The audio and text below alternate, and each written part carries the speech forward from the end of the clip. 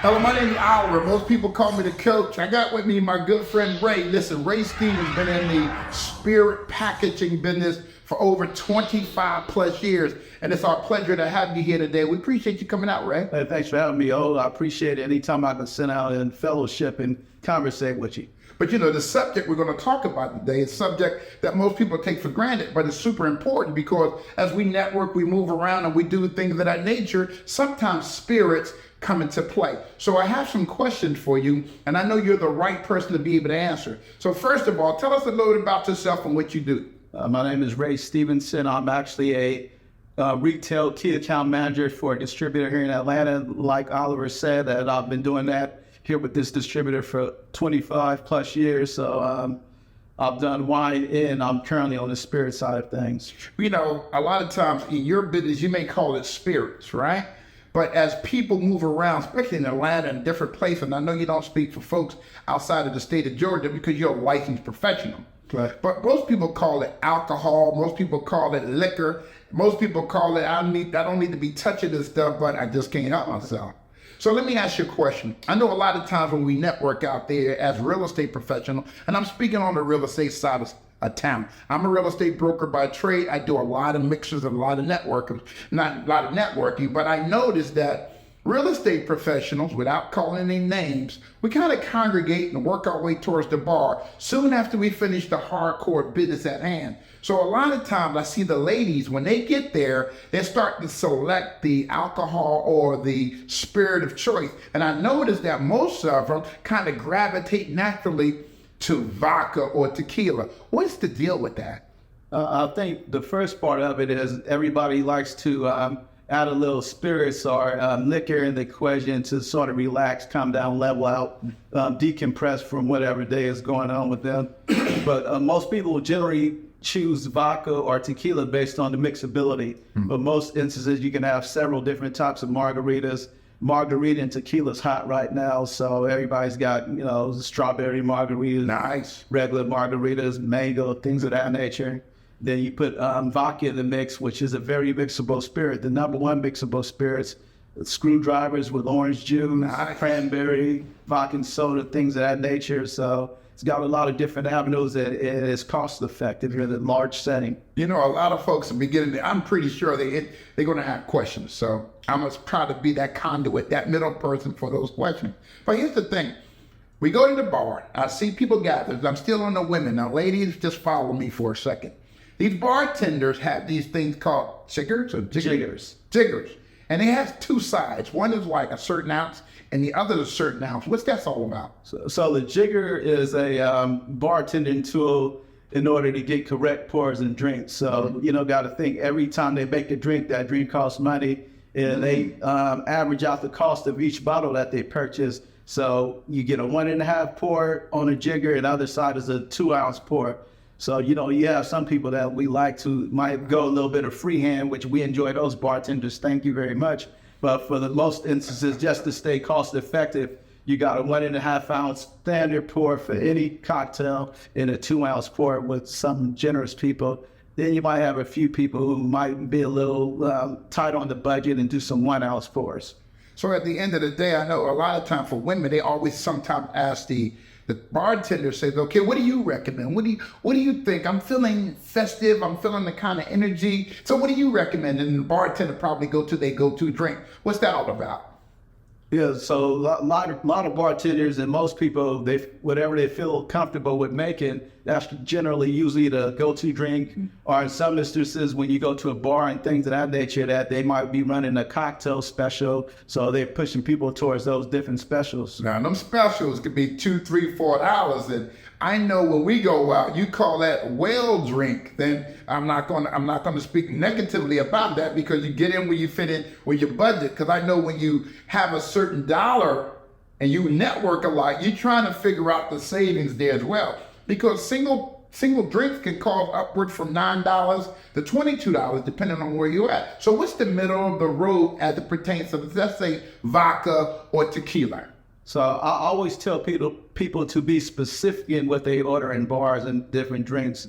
So you just ask for a vodka soda or tequila, whatever, they're going to always place you with a well drink unless you're specific about the particular alcohol that you order. Then, you go to the top shelf, the premium stuff on the back bar. So you always see liquor on the back bar when you go to different establishments. So that's the stuff that they want to promote as the good stuff. Good stuff. That's what you want to drink from. So we all know that, spirits in general are not really good for consumption as far as, the human body. Safety. On the warning, this is what they call always the public service announcement. There it is, the public service announcement. That's right. But if you are going to drink, I always suggest drinking high quality in whatever it is. So, but when you young, I think there's classification of drinkers, right? I see you got the bear. That means that, you might be 30 years old. I don't know, right? Right. So, they got this glass or this mirror in the back and they got these shelves. And some people say top shelf, medium shelf, and then here's my budget shelf, right? Yeah. They're looking for that budget. So based upon what, I guess, income level or likes or health conditions is how that plays out? Well, it's based upon when you say top shelf, that's usually a term used for, we say in the retail spirits part of it in the store. So you have your top shelf, you have your eye level shelf, which everybody wants to be because that's going to get the most eyes. So that's the position that the distributors or the establishments want. They want to move this because it's affordable? That's the position that every spirit wants, period. Every product always wants to be on eye level position because that's what most people sit. That's what sells. That's going to be the number one eye traffic ever. Nice. Profile. I like that. Yeah. So, but you got top shelf is usually more expensive, what we call ultra luxury items. Nice. So high end items. Then you got just standards or maybe a little above standard at eye level. Then as you start dropping down, you get into some of the what we say well products. Well product. Now, this is from experience. I remember one time we went to Alpharetta, me and you, and we went to this one establishment, no names, and you said, Albert, look, coach, I want you to try this tequila. And it was in a blue bottle. I don't want to say a product because I know you're a professional. It was in a blue bottle. It was blue and white with a silver top. So they poured that. I think they only gave us maybe an ounce and a half. And we did that twice between them, both of them. You did too, I did too. Right. Then, we broke out our bills that night because we had a good night. And then we didn't have the ladies with us, so it made a difference when we do it that way. So I got my bill and I recognized it was $65 a shot. And so that's time two. And I said to you, I'm like, yo, Ray, I'm not a professional like this, but I think they're trying to get over on me. And you said, no, bruh, that's that ultra spirit? Ultra luxury, ultra premium. See, I'm not bougie. So I'm like, yo, we need to bring that back down to that stuff that's $16, $15. Because when I wake up in the morning, I'm going to feel the same way. Is what the feeling has to do with the liquor or something?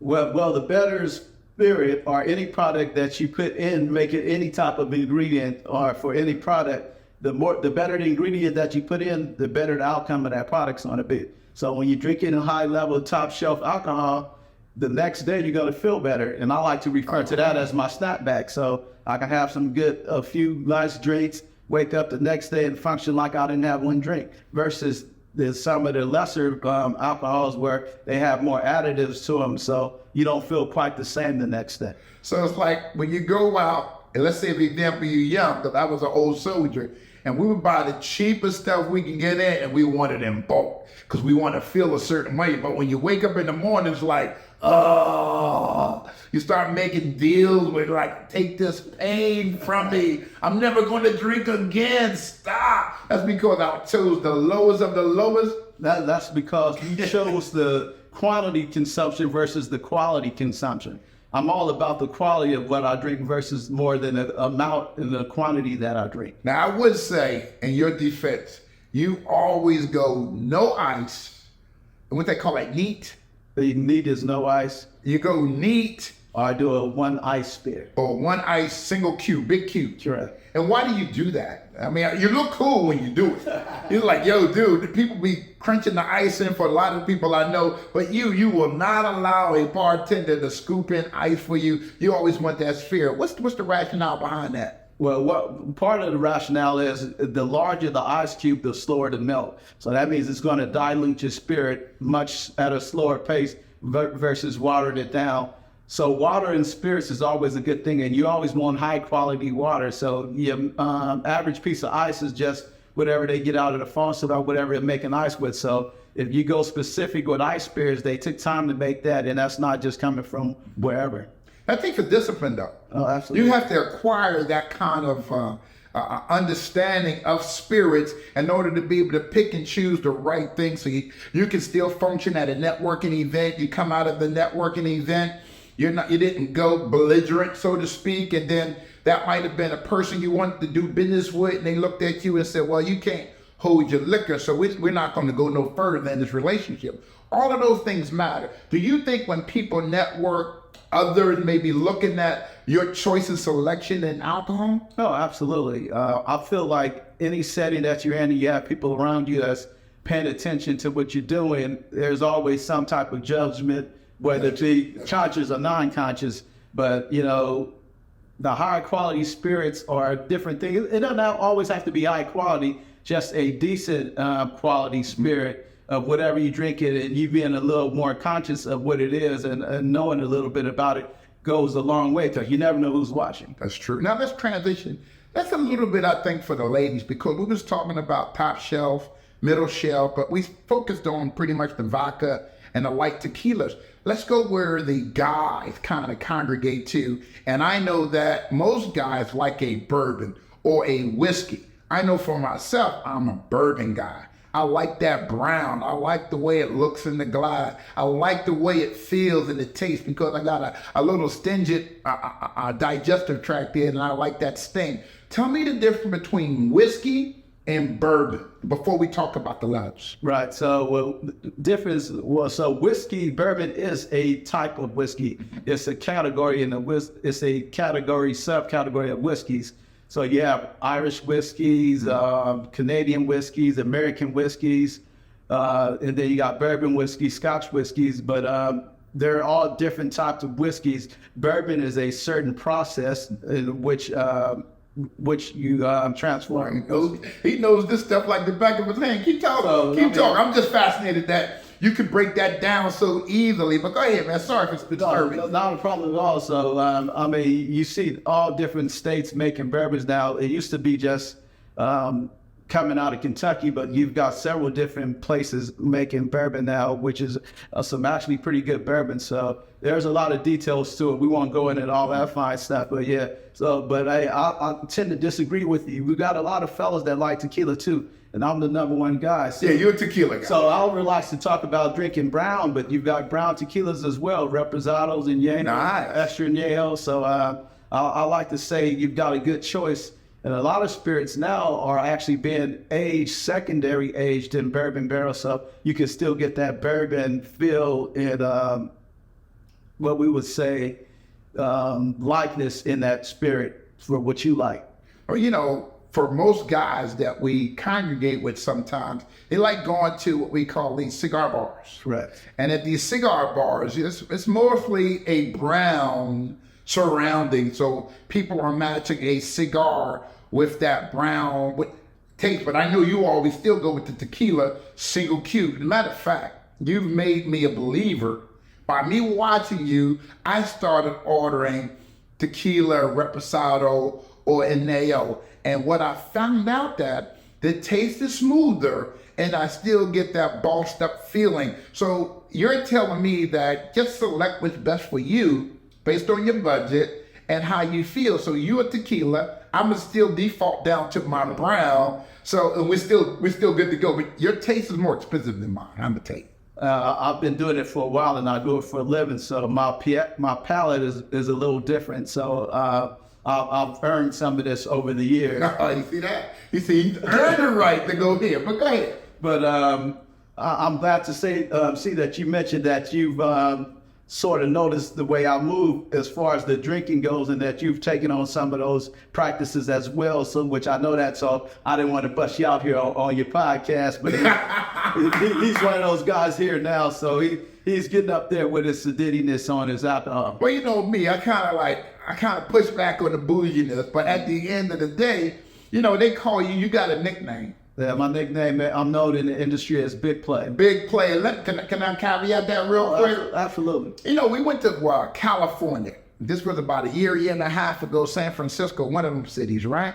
So, you know, as we flew into California, we recognized that when I gave you a call, you was really responsive. You said, yo, where you at? I said, look, I'm in California. You said, give me a day, I'll show up. So he flies out to California, him and his wife. And as we connect, he said, you know what? I made some calls. Let's go tomorrow. Let's have a good time. And I think we went to this place called the Valley. We went to Napa Valley. Napa Valley. And see, I call you Big Play based upon that experience. In my mind, I think I'm a halfway decent, smart, cultured person. But when we get to Napa Valley, this man right here, oh my goodness, never in my life have I experienced this. So we get there, I'm looking at the price chart. I'm calling maybe $300 for my wife, $300 for me, that's $1,200 to go through this situation. And you gestured and you said, hey, put that away. I got this. Let me talk my talk. And then all of a sudden, the people knows you. Right. How in the hell did you pull something like that off? Hey, I've been in this game a long time, so I've earned a few perks along the way. So yeah, made some phone calls that I know that my people were coming through and that we need to be taken care of, and that's what they did. Man, listen, not only did they take care of us, they were explaining the wine process. And then after we went through a lot of the vineyards, and then they had like, I wouldn't call them caves, but like certain basements for the cooling and things of that nature. Wine cellars. Well, remember, they took us through this one situation. They says, this is what it tastes like at this stage. Go ahead if you can recall some of those stages of wine, because I didn't even know how to twirl the glass, to be honest with you. You remember that? Oh, yeah. I was holding the bottom of the glass, and then you're like, yo, there's a stem. That's You right. use the stem. Go ahead and explain it.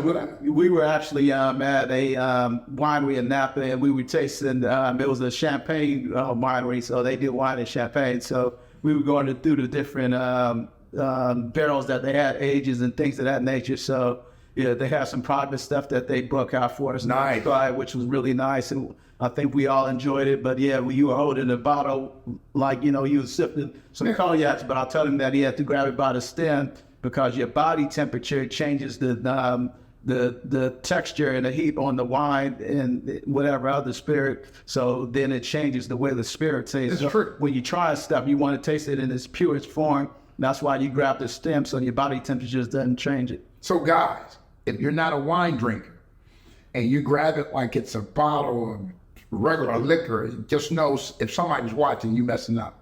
So I had to take it by the stem. Remember that? That's correct. And you was like twirling. You said you got to twirl it around, and it was getting the flavor or something to the top. Yeah. So by you twirling, whether it's you don't really want to do that with alcohol because that releases more of the ethanol, and you get a burn from the alcohol. Nice to know. But whenever you're doing wine, and you know, you can lightly, gently do it with a spirit.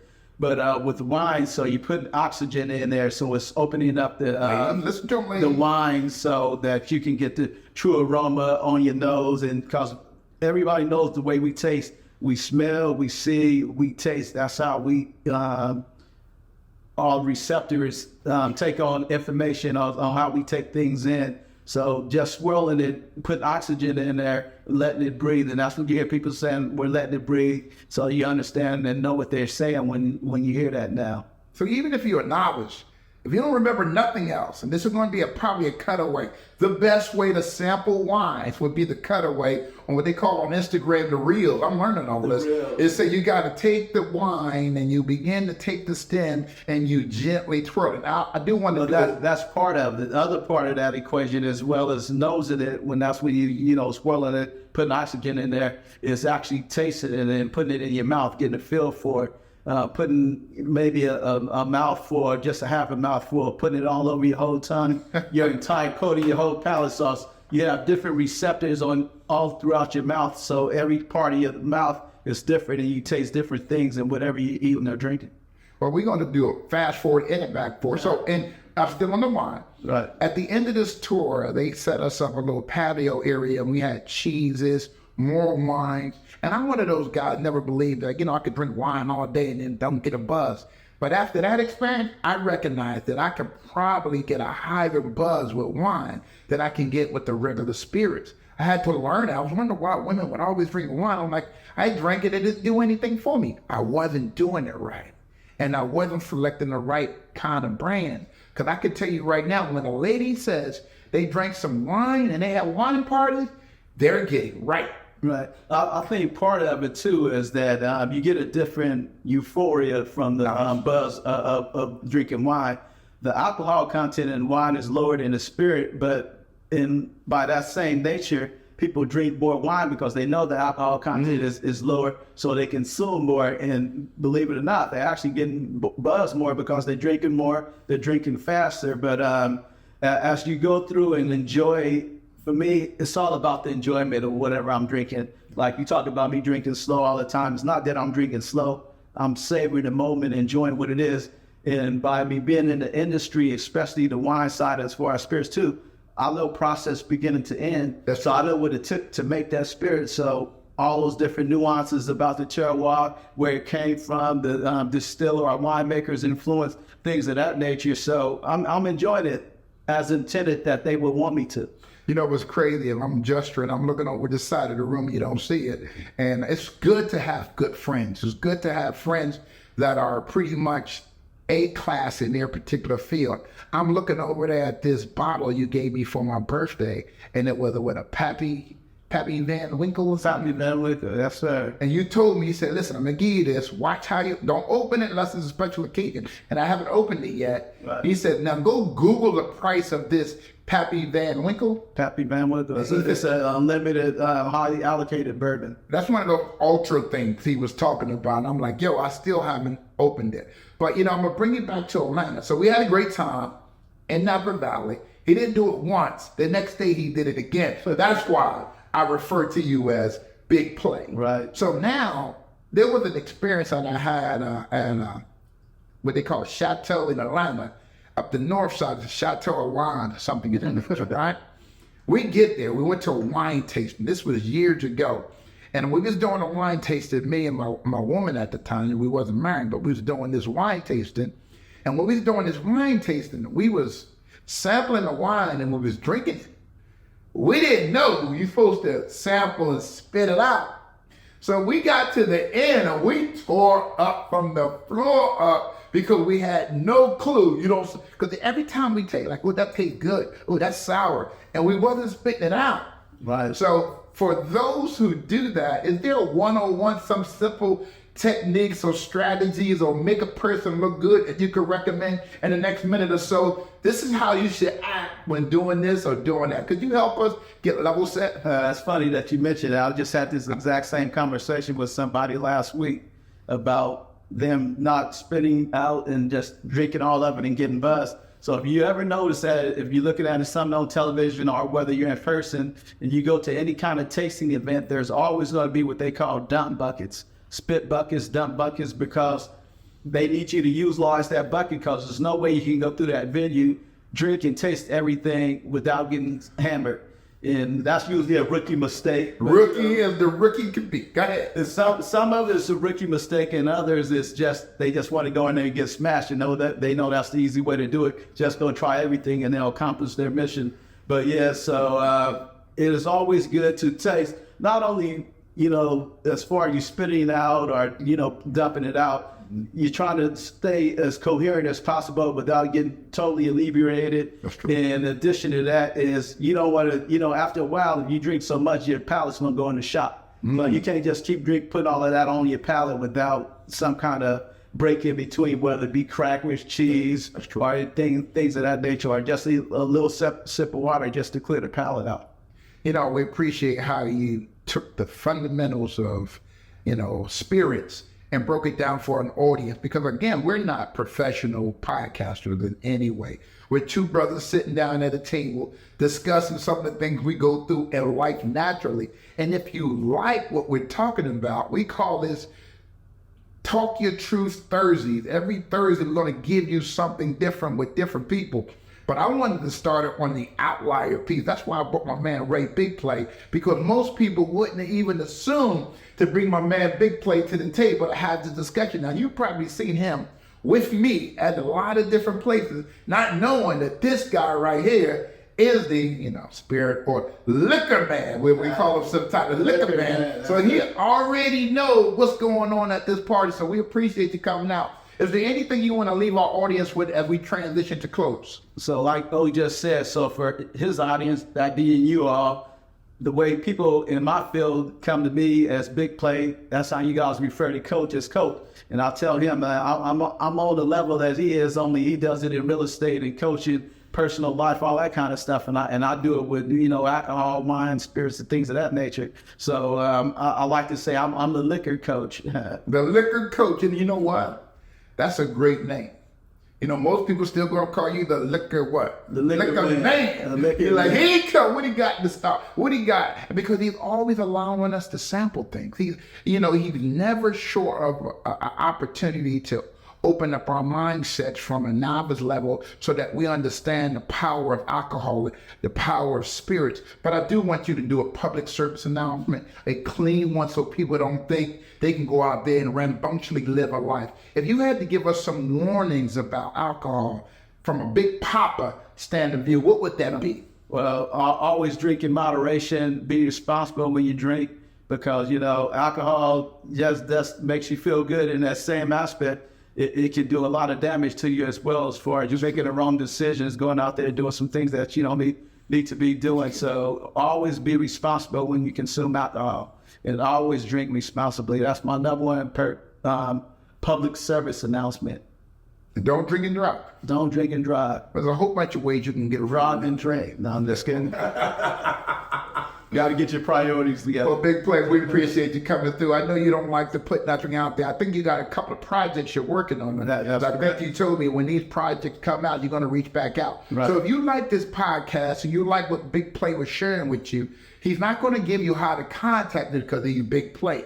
He kind of reduces audience. But if you stay tuned to this, I think in the next couple of weeks, he's going to be unveiling what he's got coming up. And I want to share that with you, because I'm going to tell you, to understand what we do for a living in the real estate space and the social drinking space, you will always need a person like Big Play to guide you through the navigation of the maze. So Big Play, we appreciate that. Thank you, Coach. Thank you. I appreciate you having me here today. It's been a lot of fun. Always. Been a lot of fun, man. I look forward to doing it again.